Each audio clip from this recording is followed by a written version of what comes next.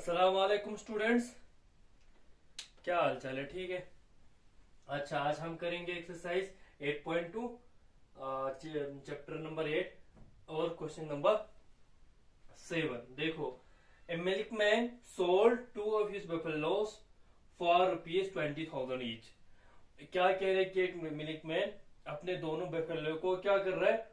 Sold कर रहा है, बेच रहा है।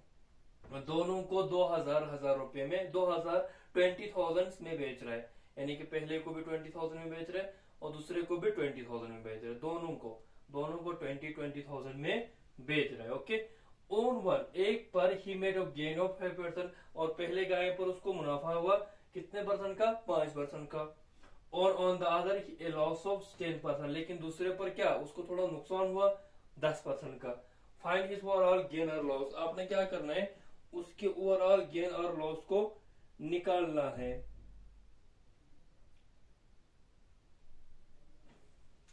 देखो कैसे निकालेंगे। उसके ओवरऑल गेन या ओवरऑल को क्या गेन हुआ या ओवरऑल उसको लॉस हुआ, वो हमने निकालना है। देखो कैसे करेंगे सॉल्यूशन। पहले हम गेन को देखेंगे। देखो गेन उसको कितना हुआ है? 5% का हुआ है। ठीक। सोल्ड मीन्स वो बेफेलो को बेच रहा है, तो सेलिंग प्राइस, उसका selling price of the buffalo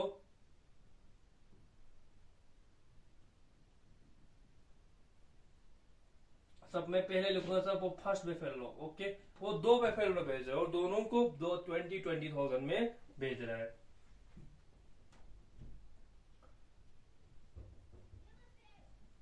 दोनों को 20,000 में बेच रहा है, तो ये 20,000 इसका हो गए। ओके। अच्छा, और तो उस पे कितना परसेंट का गेन हो उसको? तो उसको प्रॉफिट हो गया, इसको 5% का प्रॉफिट हो गए। लेकिन प्रॉफिट तो हम कॉस्ट प्राइस पे देते हैं ना, तो यहाँ पर कॉस्ट प्राइस तो नहीं दिया हुआ है, तो हम क्या करेंगे? लेट कर लेंगे। लेट कॉस्ट प्राइस में लिखूंगा कॉस्ट प्राइस। इसका मैं कॉस्ट प्राइस क्या लिखूंगा? इसका कॉस्ट प्राइस में सपोज लिखूंगा एक्स। ओके। अच्छा, हमें क्या पता है?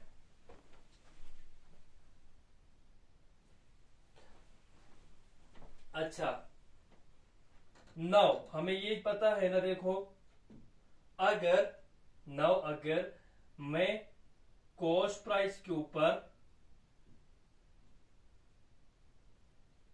अगर मैं प्रॉफिट को ऐड कर लूं तो वो क्या बोलता है? सेलिंग प्राइस बनता है बेटा। ओके।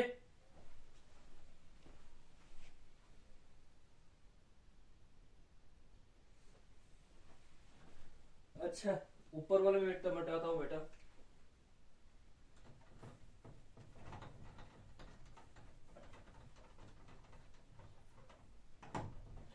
अच्छा, कॉस्ट प्राइस कितना है? कॉस्ट प्राइस मैंने क्या लिया? एक्स प्लस प्रॉफिट, यानी प्रॉफिट कितना है? 5%, 5/100 of cost price. Cost price मैंने एक्स रखा हुआ है, वो सेलिंग प्राइस के बराबर होता है। सेलिंग प्राइस आपका 20,000 है। अब उसके बाद क्या करेंगे? क्रॉस मल्टीप्लाई करेंगे। देखो, अब देखो 100x plus 5x upon 100 equal to 20,000। Okay. इसके बाद यहां देखो, यहां पर क्या हुआ? 105x। इसको क्रॉस मल्टीप्लाई करो तो 2 0 यहां पर बढ़ जाएंगे। ओके। ओके। अच्छा, सो x आपको कितने के बराबर आएगा? 120 अपॉन 20,000 अपॉन,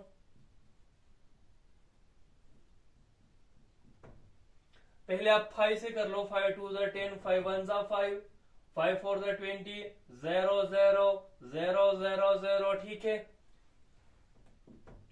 सो x आपका कितना आ गए? अच्छा, ये आप 40,000 को, अच्छा 1 10 100,000 10,000 लाख 4 लाख को आप 21 से डिवाइड करो। 21 से डिवाइड करने के बाद ये आपको फ्रैक्शन वैल्यू आता है बेटा। ये आता है आपको 1919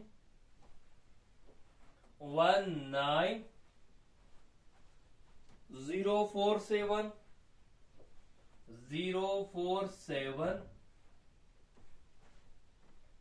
047.619 ये कॉस्ट प्राइस बन गया। एक्स हमने रखा था ना कॉस्ट प्राइस, ये बेटा कॉस्ट प्राइस बन गया आपका फर्स्ट बेफॉलो का। ठीक है, तो मैं लिखूंगा इसको 101,904.619। ओके, ये पहले बेफॉलो का कॉस्ट प्राइस बन गया। अच्छा ठीक है, यहां तो नोट कर लो बेटा, फिर मैं सेकंड बेफॉलो को निकालूंगा।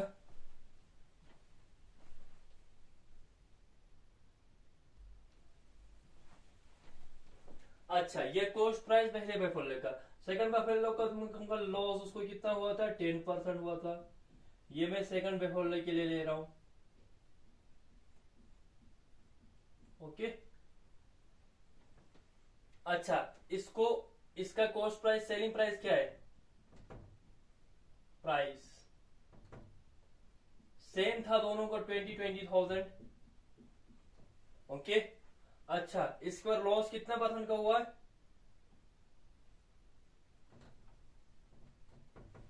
10% का। ओके, अच्छा इसमें भी आप कॉस्ट प्राइस को लेट कर लो, इसको हम सीपी लिखते हैं वाई। तो हमें पता है इसमें क्या करते हैं, इसमें हम ये करते हैं बेटा, कॉस्ट प्राइस लॉस है तो माइनस करता है। We know CP minus loss equal to SP. CP आपका क्या लिखा है, वाई, माइनस लॉस, लॉस कितना है 10/100 into Y equal to SP. SP आपका कितना है 20,000। ओके, अच्छा ये माइनस है 100 आ जाएगा नीचे, ऊपर आएगा 100y minus 10y equal to 20,000। अच्छा बेटा,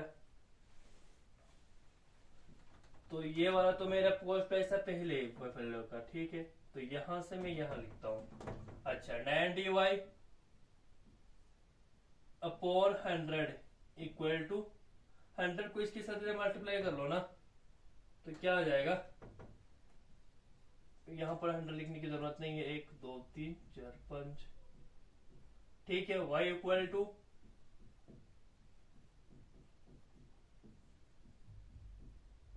0 ये कट गए। अब इसको डिवाइड करने के बाद, इसको इसके साथ डिवाइड करने के बाद आपको आ जाता है बेटा, अब ये डिवाइड करके चेक कर सकते हो, 22,222.22. ओके, ये आपका कॉस्ट प्राइस बनता है सेकंड बेफेलो का। Okay, CPO second buffalo.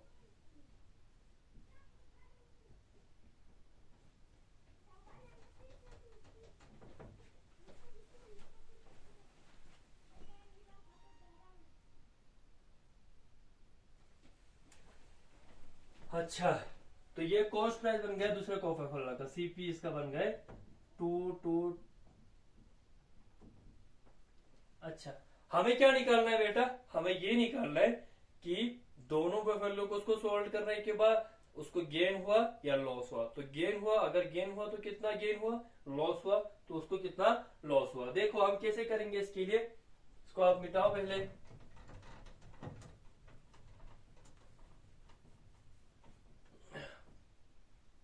Now total CP, total cost price equal to X plus Y.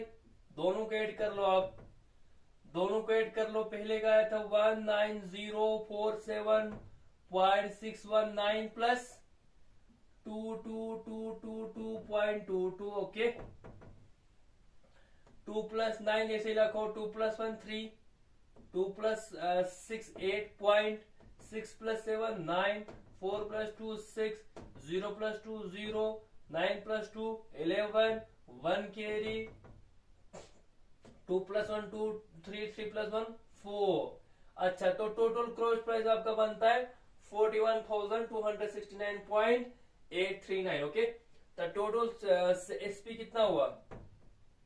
Total selling price आपको 20,000 प्लस 20,000 करना पड़ेगा, तो आपका आता है 40,000। अच्छा, एसपी 40,000, सीपी 41,269.89, तो इसका मतलब 839। इसका मतलब क्या है? इसका मतलब सीपी आपको देट इज सीपी आपका बड़ा हो रहा है बेटा एसपी से। अगर कॉस्ट प्राइस बड़ा है, सेलिंग प्राइस इसका कम आ रहा है, तो इसका मतलब that is a case of loss. यहां पर उसको लॉस हुआ है बेटा। तो लॉस कितना निकाला है, कितना है, उसको निकालने के लिए क्या करना पड़ेगा? माइनस करना पड़ेगा। सो लॉस इक्वल टू आपको क्या करना पड़ेगा? 41,269.839 में से 40,000 को माइनस कर लो यार। अच्छा, 8 एसी को पॉइंट को ऐसे रहने दो। पहले 4 में से 0, 9 में से 0 निकालो 9, 6 में से 0 निकालो 6, 4 2 में से 0 निकालो 2, 4 में से 1 में से 0 निकालो 1, 4 में से 4 निकालो 0। अच्छा, 0.839 ये आपका लॉस कितने, यानी 12,069 को उसको लॉस आता है बेटा। 1,269 की या 269 का उसको लॉस आता है। 1269.839 का इतने रुपए का उसको मिल्कमैन को लॉस आता है। ओके, इसका यह आपको क्वेश्चन नंबर 7वां था। चलो इसके बाद 8वां करेंगे।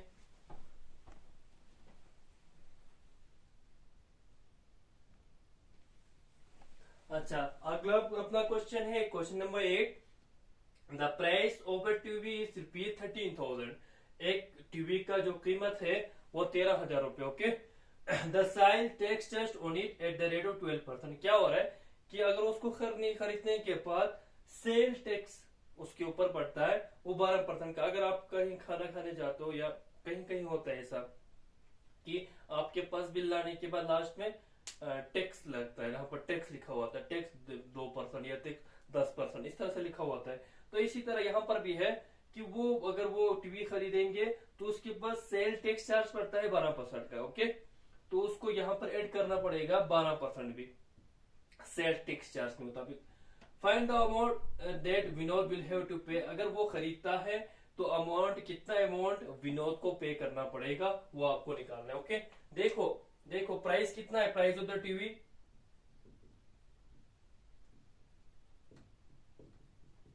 13,000। देखो ये ध्यान से, अगर ये टीवी का कीमत 13,000 रुपया है तो इसको अगर ये टीवी खरीदना है तो 13,000 रुपये ही नहीं देना पड़ेगा, उसको इसके ऊपर टैक्स का चार्ज भी देना पड़ेगा। ठीक है, तो टैक्स का चार्ज यानी सेल टैक्स का चार्ज उसने 12% रखा हुआ है, आपने इसका 12% निकालना पड़ेगा।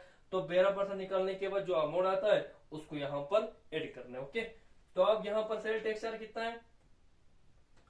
Cell tax charge equal to 12%। तो अमाउंट ऑफ टैक्स कितना बनेगा? सो अमाउंट ऑफ टैक्स कितना बनेगा?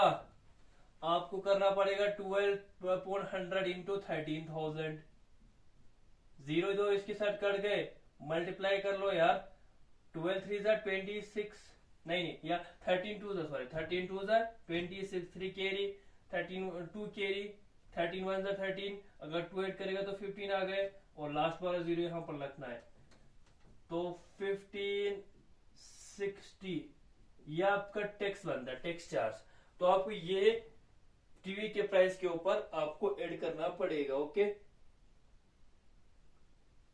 सो ऊपर में लिखूंगा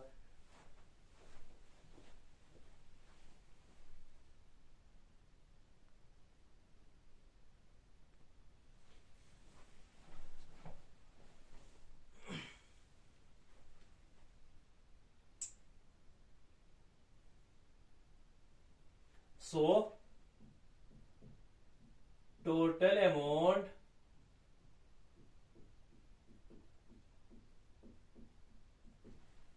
ही हैज टू पे, ये कितना पे करना पड़ेगा,